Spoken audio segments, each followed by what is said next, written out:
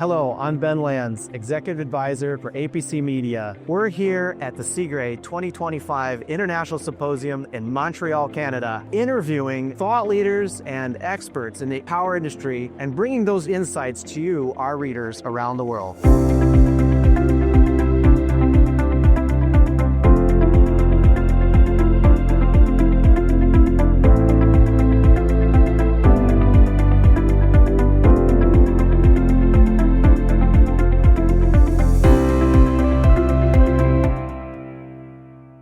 So our next guest is Jonathan Grenier from Hydro-Quebec. Pleased to meet you. Yes, and we're here at CGRE 2025, and I'd love to learn about you and about your role. How did you get into the industry? Tell us a little bit about your background. Well, I'm starting in college, and it was rather easier. It's here with the college cégep, so it's you can go a technical degree. I thought it was rather smoothly, so I went to university. From there on, I went to engineering for, many reasons, but mostly job opportunities. In that time, it was around early 2000 with all the media and the problems with northern networks in Canada, so stuff like that. So What kind of engineering did you study? I did mostly electrodynamic, which is high power. So Oh, really? So it was a power engineering. straight off the bat. Wow. Yeah. Okay. I started my career in Shell, actually, mostly. So I was at the Shell Montreal East refinery. Okay. Unfortunately, it closed. And when it closed, I went to high.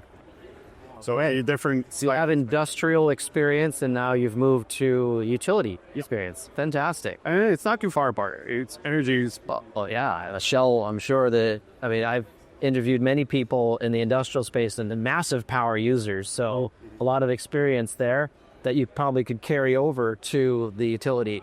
Well, yeah. So when you came into Hydro-Quebec, what did you start? Where did you start in the organization? I was mostly in maintenance on overhead, like structural supports, but on distribution now.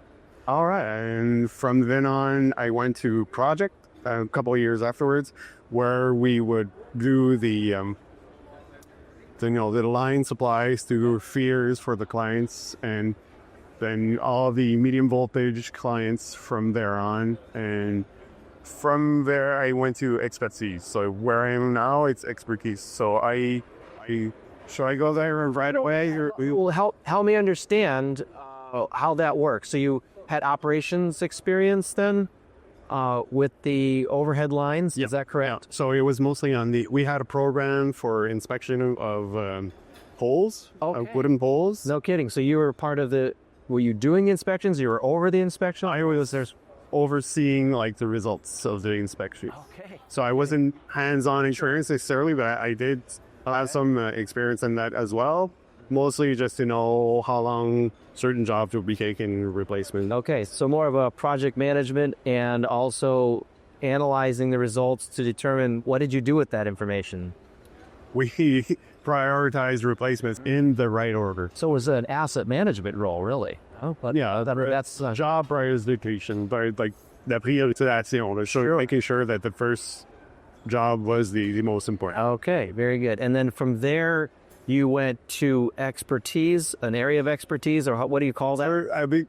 Between that, it was projet. So I was on the, making sure that the client or their partners that the supply that they need for the projects that they're facing, like just right near here is the new hospital mission. Okay, I worked on the supply of that. So it starts from Derry and goes to the feeder for the new hospital, and it has 3 medium voltage feeders. So it's all the coordination story. Okay.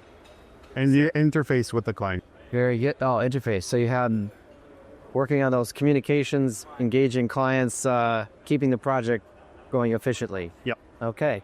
And then from there, now you're in your current role, is that right? Yeah. And tell me a little about your current role then. So it's expertise. So now I do the specifications for the interface with the clients. Okay. So that's Hydro-Quebec's Red Book. You can Google it, you'll find it. Okay. It's E2112, but it kind of specifies the requirements for the medium voltage clients. Hook up to the network. But also, I wear another hat since the passing of one of my colleagues a couple of years ago. Is Sayed Shishi. So I do the specifying and technical requirements for the underground network transformers. Underground network transformers. Yeah, so about it's pad-mounted submersibles and involts within the customer built. Okay, very good. Oh, good. In a previous career, I was involved with some of the folks over at EREC. Gentleman that was one of your cable specialists, I think, was Serge Palissou. I don't know if you remember the name at all. I know the name. I don't know because I think he's retired since, and that's the challenge, right? In this industry, a lot of people have retired, right? Like we have one. It was funny because there was a presentation about transformers, and they're talking about the Duval triangles and Duval pentagons. Monsieur Duval was in the room. Like the presenter didn't even know he was talking about something that the researcher from the IRAC, but he's like one of the seniors of higher. So that experience is still there, but it is hard to keep it up to date. So in your current role, what are some of the challenges that you're facing? We had a huge challenge with procurement, making sure that we have the stock, especially for transformers. It has dwindled down a little bit because we found new sources and we had some negotiation with our manufacturers, and they are expanding as well. They're picking up the slack for sure. They are on board with our needs, but now the procurement side of things is not so bad. So we make sure that the quality side of things is up on par to our specifications. That's the new challenge. Okay.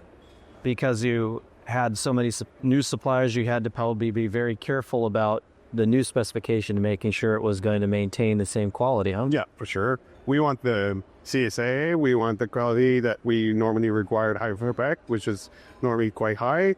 And it's always a new, discussion with new manufacturers or even with existing manufacturers when there's logistics or procurement issues on their side. So you want to be sure that if ever they use some other alternative component, that it's agreed upon, that it works, that it's convenient, but it's functional and everything.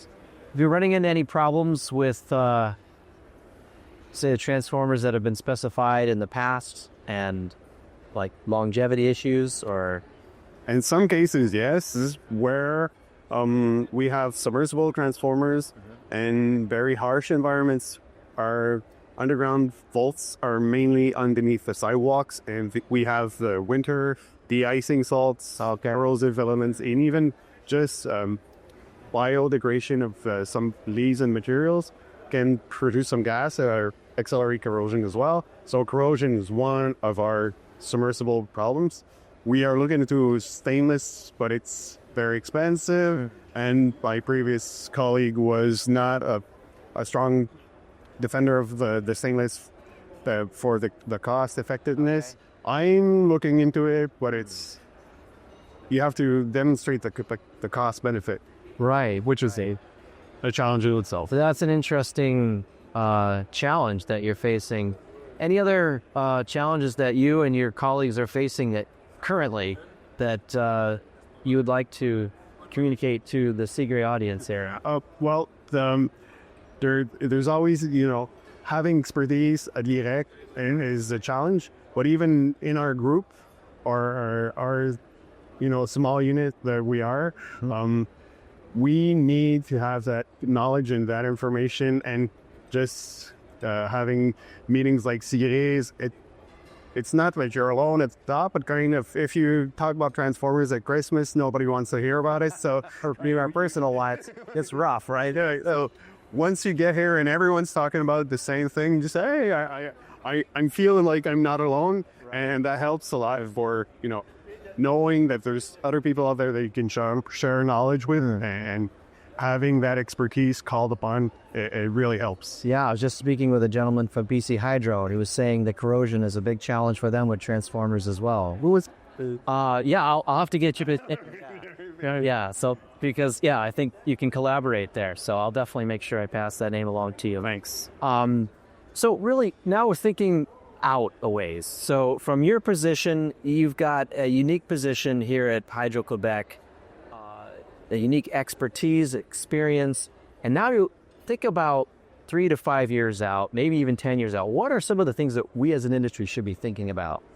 Well, we're all talking about agility and making sure that we can transition and decarbonize the economy. But one of the things I believe would be making sure that our assets are maintainable and even refurbishable. I believe that it's a good way to reduce your carbon footprint if you can reduce and even repair some of your assets.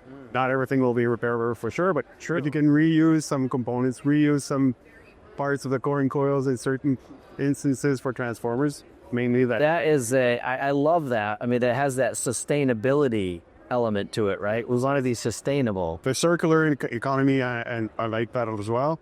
And I also work with the medium voltage clients where the demands and the needs are greater and greater. So we have to make sure that those specifications are as clear as possible and also as easy as possible to meet for the client. So one kind of easy to digest recipe that you can apply and make sure that everyone's on par with our requirements. So those are two of my main challenges. Yeah, well, thank you for that. That's some really great thoughts and something I think we as an industry, in some ways, we've been a throwaway industry, right? Some of these smaller components, they don't work, we throw them away. Yeah.